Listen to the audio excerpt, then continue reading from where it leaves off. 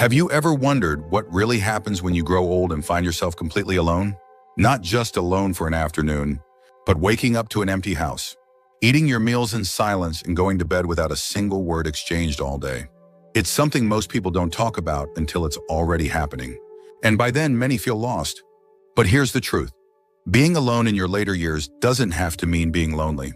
In fact, there are specific things you can do right now that will help you stay mentally strong, emotionally steady, and physically well, even when there's no one else around.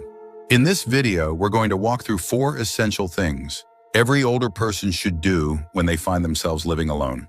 These are not just feel-good tips or surface-level suggestions, they are habits, rooted in real-life experience and grounded in psychological research. Each one is simple, practical, and surprisingly powerful. So whether you're already living alone or you think you might be someday, this video will show you how to make that chapter of your life not just manageable but meaningful. Because you still deserve peace, purpose, and dignity, no matter your age or who's standing by your side. And stay with us until the very end, because the final tip may be the one that truly shifts how you view solitude in later life. It's something that has helped countless seniors not only survive, but actually thrive in their older years. Let's get started. Number 1, a steady daily routine. One of the first things that starts to unravel when you're left alone in old age is your sense of time. Without people coming and going, without appointments or activities lined up, the days can blur together. You might find yourself eating breakfast at noon, staying in your pajamas all day, or not even realizing what day it is. That may seem harmless at first, but over time, this kind of disorientation chips away at your mental clarity and emotional balance. That's why one of the most important things you can do is create a simple, steady daily routine. Not something strict or complicated, but a basic structure that gives your day a beginning, a middle, and an end. Waking up at a certain hour, washing up and getting dressed, even if no one will see you, preparing a proper breakfast, setting time aside for movement, a hobby, or just some fresh air, having a fixed time for dinner, turning off the lights at a reasonable hour. This kind of routine isn't about being busy. It's about giving your brain and body something to count on. When your environment is quiet and your social circle has gotten smaller, the predictability of routine can provide the sense of order and calm your mind still needs. Psychologists often say that humans are wired for rhythm, and as we get older, rhythm becomes even more essential. It keeps anxiety from creeping in. It helps regulate your sleep. It even supports better digestion and brain function. For example, one man named Walter, an 81-year-old widower, shared how, after his wife passed, he lost all track of time. Days became a fog. But once he decided to set a daily rhythm, even just making his bed and opening the curtains at the same time each morning, he felt a sense of control return. Eventually, he added morning walks and evening tea. These small anchors gave shape to his days, and with it, a greater sense of peace. When you're left alone, it's easy to let time slip away unnoticed. But the absence of others doesn't have to mean the absence of structure. In fact, having a rhythm to your day is one of the most powerful tools you have to protect your mental and emotional health. It's a quiet kind of self-care that no one else may see, but you will feel it every single day. Number 2, gentle movement for a stronger body and clearer mind. One of the hardest parts of growing old alone is how still life can become. You wake up, sit in one chair, move to another, maybe walk to the kitchen. Then it's back to the chair. Hours pass without much movement.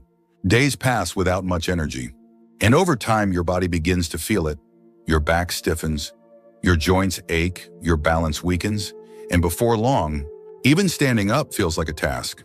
But here's what many don't realize: you don't need a gym membership, a workout plan, or fancy equipment to stay active. What you do need is consistency and the willingness to keep your body moving, even in small, simple ways. Movement doesn't just protect your muscles and bones. It's also deeply connected to your mood, memory, and even how sharp your thinking stays as you age. Walking to the corner and back, stretching your arms while the kettle boils, standing up and sitting down 10 times in a row from your favorite chair. All of this sends a powerful message to your body: I still need you. In fact, studies have shown that light daily movement in older adults can lower the risk of depression, improve sleep, and even delay cognitive decline. That means staying active isn't just good for your heart or legs. It's good for your peace of mind. Take Eleanor, for example, a 78-year-old living alone in a quiet neighborhood. After her husband passed, she rarely left the house. Her knees began to ache. She felt tired even after resting. Then one morning she decided to walk to her mailbox, and the next day she did it again. A few weeks later, she was walking the block. It didn't change her life overnight, but it gave her something to look forward to each morning. She said she felt more awake, less anxious, and proud of her body again. This isn't about becoming an athlete. It's about preserving your independence. When you keep your body active, you're not just stretching muscles, you're stretching time. You're giving yourself more years with more freedom. More days where you can rise from bed without help, make your own meals, water your own plants. And perhaps just as important, gentle movement connects you with the outside world. A walk around the block might mean seeing a neighbor, feeling the sun, hearing the birds. Those tiny moments matter. They remind you that even if you're living alone, you're still part of something larger. So move a little every day, not because someone's watching, but because you're still here. And your body, no matter its age, deserves to be used, respected, and cared for. If you're still watching this video and finding these insights valuable, please comment number 2 below to let me know you're here. And if you haven't subscribed yet, I recommend you subscribe and turn on the bell so you don't miss any videos. Your support helps us continue creating good content to inform and inspire you. Now let's move forward. Number 3, meaningful connection in small, steady doses. When you grow older and live alone, the silence can be a strange companion. Some days it feels peaceful, other days it feels like a weight on your chest. You might go hours, even days, without hearing your name spoken out loud. And even if you're someone who values independence, there's a point where too much isolation begins to chip away at your emotional well-being. But here's something many people get wrong. Staying connected doesn't mean you need a big group of friends or constant social activity. It doesn't mean forcing yourself into loud gatherings or trying to be the life of the party. It simply means making sure that, in some small way, you're still reaching out and being reached. Even just a 5-minute phone call, a weekly check-in with a neighbor, or a warm chat with the cashier at your local store. These small moments of human interaction carry more emotional weight than most people realize. They remind you that you're still seen, still heard, still part of the world. There's real science behind this too. Studies show that older adults who maintain even light social contact have better immune systems, lower rates of depression, and even a reduced risk of developing dementia. That's not a coincidence, so it's a reflection of how deeply we are wired to stay emotionally connected. Take Richard, 83, who lives by himself after his 2 sons moved out of state. For a while, he didn't speak to anyone unless it was a medical appointment. Then one day he left a note on a neighbor's door, offering to help with mail while they were out of town. That led to a friendly thank you, which turned into coffee on Saturday mornings. It wasn't anything dramatic, but it gave him something to look forward to, someone to talk to who cared. If there's someone in your life you haven't spoken to in a while, consider picking up the phone. If there's a neighbor you wave at from afar, try saying hello and asking about their day. These gestures don't just benefit the other person, they breathe life back into your own heart. There's also beauty in building connection through shared purpose. Many older adults find that volunteering or mentoring, whether it's reading to children at the library or just listening to someone who needs an ear, gives them a sense of contribution. You may be alone in your home, but your presence, your story, and your wisdom still hold value. Loneliness is not about how many people you're surrounded by. It's about feeling disconnected. And that feeling can be changed, even with one conversation, one kind gesture, one new routine.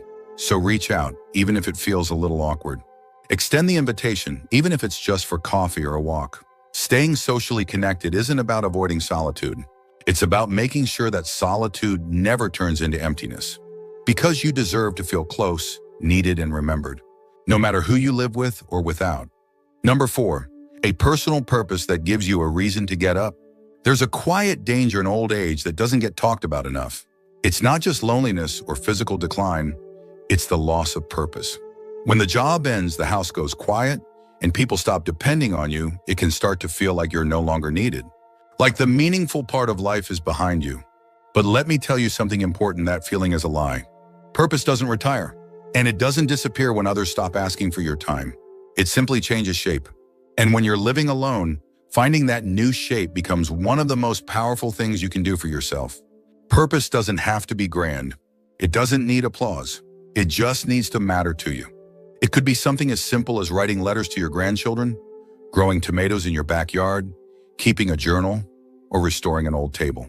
Maybe it's calling someone each morning just to check in, or recording your life story so your family knows where they came from.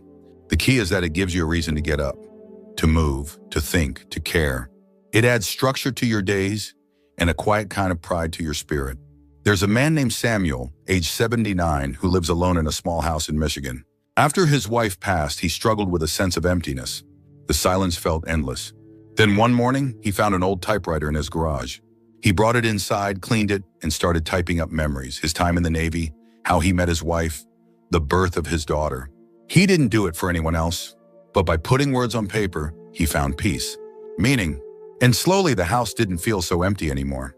Psychologists say that having a purpose, even a small one, is directly linked to better mental health, lower stress, and even longer life expectancy in older adults. That's because the human spirit was never built to drift. It was built to aim. When you have a purpose, your days don't just pass, they mean something.